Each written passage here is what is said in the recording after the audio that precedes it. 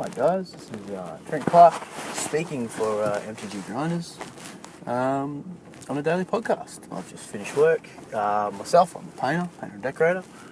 Located in Sunbury at the moment. Recently moved down from the borough in Bendigo. It's my place of origin for the last, since I was born really, 24, nearly 25 now. Pretty much taking the time out of my day to talk about magic in general and what it does for people these days when it comes to everyday life. For me, it's pretty much every day. It does everything for me. Keeps me going, gets me up in the morning, gives me a reason to go to bed at night, gives me a reason to go to work, actually, as a general thing. Magic's a pretty important thing.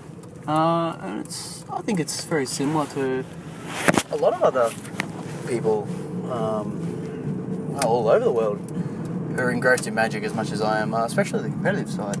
Not so much the casual side like EDH and stuff like that. People can have, that kind of thing, and that's all fine. But my involvement is definitely on the competitive side, especially with my team, the Grinders, and the Grey Merchants. Magic is very much one of those things. It plays on your mind non-stop. It plagues you pretty much. It never stops being the thing or a thing, especially in my life. Recently, last week, I just actually came runners-up in a PPTQ, which was a little upsetting, I think. It was a good day. I think I played pretty good Magic, and I think most of the Grinders did play good Magic. I know Colin Malone, running Jeskai mid-range, a pretty typical Jeskai mid-range list, was knocked out of top 8 contention in the last round, as he was locked for top 8 with his opponent who wasn't a lock for top 8. So unfortunately he was forced to bash against Michael Billinghurst, who ended up taking out the day and playing against me in the final. Played very well, and he certainly put on a show in the last round of Swiss against the Jeskai player. His deck just firing on all cylinders and just having answer after answer. Great player, I should say. Michael, he's come a long way. I've known him for a few years, just even before my introduction to the Grey Merchants. His list. Abzan Control. I think it was pretty typical. I didn't see too much. I think there was the Silence of Believers in the 60 and then one in the 15 as well, which I seen do a lot of work all day. He did buy back. He did cast it on turn 4, flip it then Protector on turn 5, untapped, and then played a Thoughtseize and a Silence of Believers on his turn 6, which was pretty gas. It was obviously very strong. I think Abzan Control is pretty well considered for the meta, or to be the meta at the moment. I'm not sure if it has the implication where it can just beat the Lion, the Witch of the Wardrobe game 1 just because of the deck that it is. Obviously, it being Control plays excess lands, and I lie. Abzan Control and Abzan Aggro play very similar amounts of land due to the fact they just want to hit their curve correctly. Mid-range, I believe, plays perhaps 1 to 2 less, as it's more grindy and actually although it wants to hit its key spells, doesn't need the on-curves so much, which is interesting because a difference between aggro and mid-range is generally the opposite. Aggro is more concerned with drawing more lands than what the mid-range list is. However, you see Abzan Aggro playing more lands than the Abzan mid-range lists. But anyway, back to the conversation. The Abzan Control list was really strong. I was actually piloting Mother Dragons, and I have been for a while. Pre-Dragons of Tarkia, I piloted it to 5 of my 6 PPTQ top 8s.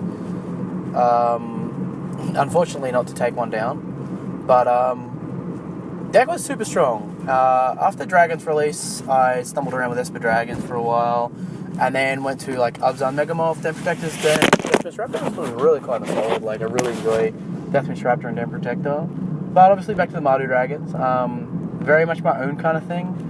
On a final day, I binned the Wild Slashes because me being me, and anybody who knows me knows that I don't like Wild Slash. I don't like Shock. I'm just not an aggressively lined player, and I don't like that as a defensive card either. I understand it has its implications, but unfortunately there is like a black counterpart. It's like 1 black, lose 2 life, take your opponent's best card, Thoughtseize. Thoughtseize is just my jam. So I went, you know what, I'm going to just go out on a limb here, get rid of the Wild Slashes, play 3 Thoughtseize in the main and 1 in the sideboard, as opposed to like a 2-2 split of Thoughtseize Wild Slash in the main. And drop the second Wild Slash for a Kolaghan's Command in the main. Both the Thoughtseize and the extra copy of Thoughtseize and the Kolaghan's Command was gas. All day. That was just really, really good. Deck was insane. EXO, I lost in round 4 to Green-Red Ramp. Michael Yang was my opponent. My deck just didn't show up. I mulliganed to 5 in game 1, kept 2 lands, never drew a third, died. Game 2, kept 2 land double Thoughtseize, some other relevant stuff. Obviously, I kept the hand. That's right, it was 1 red land, and 2 Bloodstained Mire, that's what it was. So I shock, go get a swamp, go Thoughtseize my opponent, you fetch, you get, play my fetch land pass, never draw a third land, die with a bunch of double red spells in my hand that I can't cast. Kind of embarrassing, but like, I mean, you take that choice, especially you play Thoughtseize, you can get punished for it. But proceeded to win the next round against Green White Devotion. Actually received a game loss for not registering my deck correctly. I typed on the deck that I had 4 Temple of Triumph and 3 Battlefield Forge when in natural fact it was the other way around. So kudos to me. Going up against Green White Devotion, thankfully it was Green White Devotion. I was very confident that I had a very strong matchup, and I felt like I was in a pretty good position.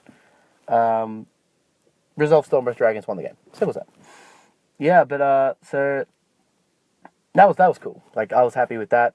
Sat down against Sam Karabopoulos, fellow Grey Merchant, one of the better players of Melbourne. A lot of respect for Sam and the way he plays his Magic.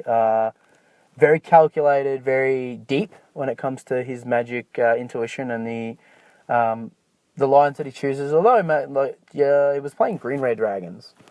So it's not a deck known for its super deep lines, but just sitting there in the round 5, when he was playing against Heath Pentbrook, a local Benningonian who is just jumped on the bandwagon. He's running mono red and plays it reasonably well. Sam just crushed him. Heath kept a 1-lander in game 1, made a couple of like simple dash plays as opposed to playing his guy. He dashes him out. And you can't really afford to do that, especially against Green Red Dragons. In game 1, you kind of have to go wide to get around like Sylvan Caryatid and Colossus if you need to. Mind you, Heath didn't draw a second land until it was too late. There was a Thunderbreak region or something on the field, so it was pretty brutal. But I did with Sam round 6 to go 4-1-1 for the day. I was pretty happy. I felt like I definitely could have won the day for the Swiss portion had I I've bit better on the draws against the green-red list. Michael Yang did make top 8, but failed to reach the semis. He was knocked out of the quarters. And not to take anything away from Michael's playing ability, but I just think that the Mardu Dragons list that I actually did take was built to prey on green X decks. And it did show throughout the day. I did play against Green-Black Delve, Abzan, Agro, 2-0 to both of them, and I did lose in the finals. However, my first game was a mulligan to 3. My 7 was not the best, and my 6, 5, and 4 were pretty much all snap mulligans. Forced mulligan, I should say. I didn't even have a choice to keep the hand. My 3 was double Skyland, Hangerback Walker. It was Hangerback Walker, Skyland, and some other, it might have been a Soulfire Grandmaster, but it was pretty sweet. And I drew I topped the land with my scry, and it didn't matter. I scooped up after a while. I remember conceding on turn 4 or 5 after I had to make a flurry of aggressive decisions without the cards to back them up. So, yeah, it was pretty rough. Game 2, I actually mulliganed to 6 and kept 6 land. A lot of people questioned it. I questioned it myself. But my reasoning was, it was double scry, quad pain land. No, it was tri pain land and then 1 bloodstain mire. Quite frankly, I wasn't sure about the keep. I scryed, bottom to Soulfire Grandmaster, drew a land. I scryed again, bottom to Soulfire Grandmaster, drew... I think I was... What did I draw? Must have been a Stormbreath Dragon, because I did have a Stormbreath Dragon in hand. Or it might have been a Thunderbreak Regent. Untapped, played a fetch... drew a Soulfire Grandmaster, played a fetch land. Untapped, drew a Thunderbreak Regent. So I was able to go 2-drop, 4-drop, 5-drop. Had a Haven of the Spirit Dragon in hand, so I was able to buy back my Stormbreath Dragon after I got played into a huge languish by Billinghurst. He had this weird attack where on turn 3 he played a Nissa, turn 4 he played a Courser, and turn 5 he played Siege Runner, and then he attacks with the 2-2 and the 2-4 on a respective turn, and I kind of didn't block. I thought, well, what's going on here? Like, I don't know if he's just got a second Nissa and he's offering the trade, or because both my dragons had gone in. And I opted not to block just because I thought he might have a follow-up Nissa. Turns out he had Languish. Now, Languish was brutal. It really, really hurt. A lot. It sucked. But I got to untap, buy back my Stormbreath Dragon with Haven of the Spirit Dragon, which was, like, immense. Attack for 4, and then my opponent had the had the Siege Runner, and I tanked for so long. My opponent was on 6 life, he had 5 cards in hand. I had a 4/4 and I can monstrous my dragon, but I'm on 3 life. So it's like, do I attack and monstrous? Do I hold back and play the only other card in my hand, the Thunderbreak Regent? I had a Thunderbreak Regent and Battlefield Forge. But I also had 7 mana, so it was either attack for 4 and monstrous and hope you have nothing, play the Thunderbreak Regent and hope that you can't kill my Stormbreath Dragon, and if you do, you go to like 2 or something, 2, and then I have to block and top deck burn. Or do I attack with a Stormbreath Dragon and play the Thunderbreak Regent? There was so many lines of play, like it was disgusting, and in the end I just said attack for 4. Billinghurst goes, yep. And I went, monstrous my Stormbreath Dragon. He goes, okay. And he picks up his cards. And it was literally like a 5-minute tank. Like, I had no idea as to if it was the correct line or not. But we got to Game 3. Game 3 was really interesting, actually. It was very close. I kept a 7. Billinghurst kept a 7.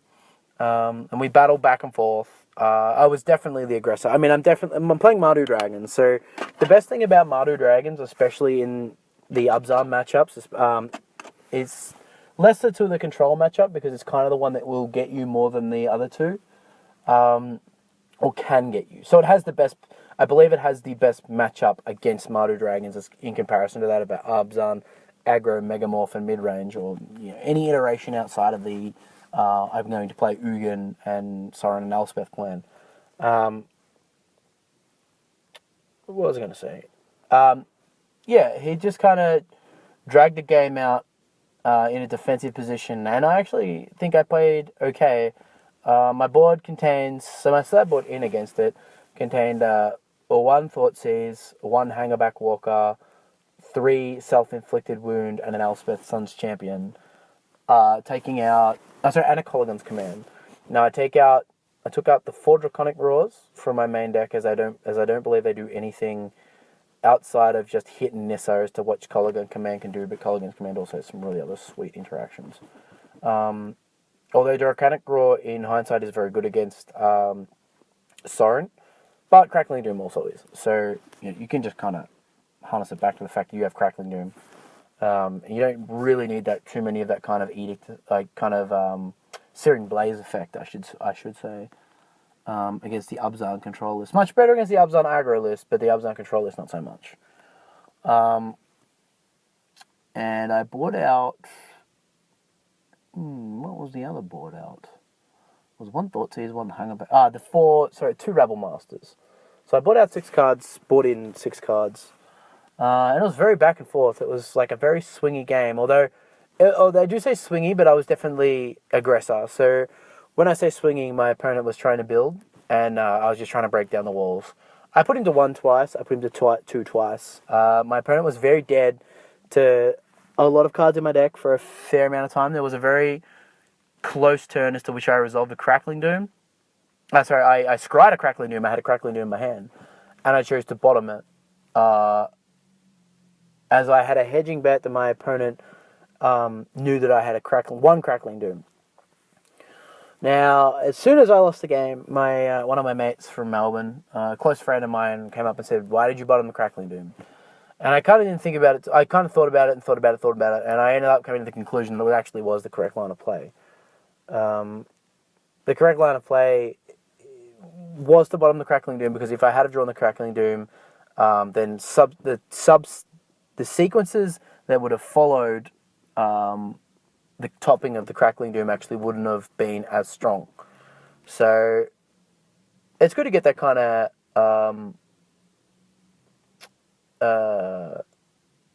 confirmation that you made the right decision, as opposed to having nightmare scenario when you just make a decision and then immediately regret it and get crushed by whoever your opponent is because you don't have that card, or they go to 1 life and that one card would have done it. Whereas in retrospect to this Crackling Doom, although I did say getting to twice, that was because of other cards in my hand that would have been drawn either later or not been able to play due to the fact that I drew and had to cast a Crackling Doom.